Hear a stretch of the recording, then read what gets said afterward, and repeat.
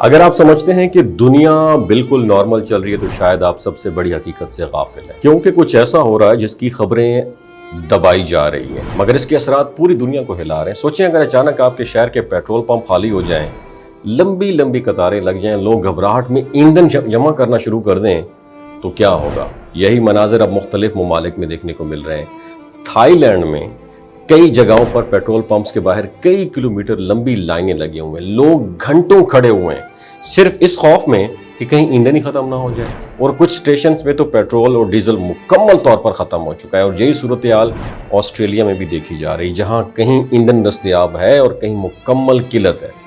اگر آپ سمجھتے ہیں کہ یہ مسئلہ صرف چند ممالک تک محدود ہے تو حقیقت اس سے کہیں زیادہ خطرناک ہے۔ بھارت کی بات کریں تو حالیہ دنوں میں پیٹرول اور ڈیزل کی قیمتوں میں اضافہ ہوا ہے، اور ماہرین خبردار کرتے ہیں کہ اگر حالات ایسے ہی رہیں تو قیمتیں مزید اوپر جا سکتی ہیں۔ یہ سب صرف ایک عام معاشی مسئلہ نہیں، ایک بہت بڑے عالمی بحران کی نشانی ہے۔ اصل کہانی کہاں سے شروع ہوتی ہے؟ یہ سب جڑا ہوا ہے مشرق وسطیٰ سے، خاص طور پر اس اہم سمندری رستے سے جسے آبنائے ہارموز کہا جاتا ہے۔ دنیا کے تیل کی بہت بڑی مقدار اسی رستے سے گزرتی ہے، اور اگر یہاں تھوڑا سا بھی ڈسٹریکشن خلل آ جائے تو پوری دنیا کی سپلائی چین ہل کے رہ جاتی ہے۔ حالیہ کشیدگی، ایران اور امریکہ کے درمیان بڑھتے ہوئے تنازعات اور اسٹریٹجک پریشر نے اس رستے کو غیر یقینی بنا دیا ہے۔ اگرچہ مکمل بندش کی تصدیق ہر جگہ نہیں ہے، لیکن خوف، افواہیں اور ممکنہ خطرات مارکیٹ کو ہلا دینے کے لیے کافی ہوتے ہیں۔ جب سپلائی متاثر ہونے کا خدشہ ہو تو پھر کیا ہوتا ہے؟ قیمتیں بڑھتی ہیں، سٹاک کرنا لوگ شروع کر دیتے ہیں، اور عام انسان سب سے زیادہ متاثر ہوتا ہے۔ اور یہی نہیں، اس بحران کا اثر صرف پیٹرول تک محدود نہیں رہتا۔ کھاد کی پیداوار، زرعی نظام اور خوراک کی سپلائی بھی اسی توانائی پر ڈیپینڈنٹ ہے۔ اگر کھاد مہنگی ہو جائے یا اویلیبل ہی نہ ہو تو فصلیں کم ہوں گی، اور جب فصلیں کم ہوں گی تو خوراک بھی کم ہو جائے گی۔ یوں ایک بحران دوسرے بحران کو جنم دیتا ہے۔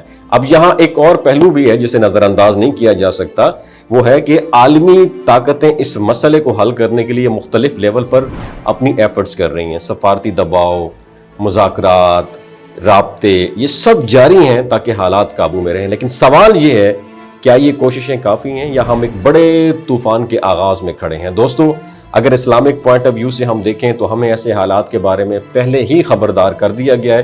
حضور اکرم صلی اللہ علیہ وآلہ وسلم نے قیامت کے قریب آنے والے نشانیوں میں فتنوں، مہنگائی اور وسائل کی کمی کا ذکر فرمایا تھا۔ ایک وقت ایسا آئے گا جب انسان کے لیے بنیادی ضروریات بھی مشکل ہو جائیں گی اور دنیا بے یقینی کا شکار ہو جائے گی۔ اور اب سوال یہ بنتا ہے، کیا یہ وقت وہی وقت تو نہیں ہے جب انسان ٹیکنالوجی میں ترقی کر چکا ہوگا لیکن سکون کھو چکا ہے، جب وسائل موجود ہیں لیکن تقسیم میں ناانصافی ہے، جب طاقتور اپنے مفاد کے لیے فیصلہ کرتے ہیں اور عام انسان اس کے نتائج بھگتتے ہیں؟ تو یہ حالات ہمیں ڈرانے کے لیے نہیں، جگانے کے لیے۔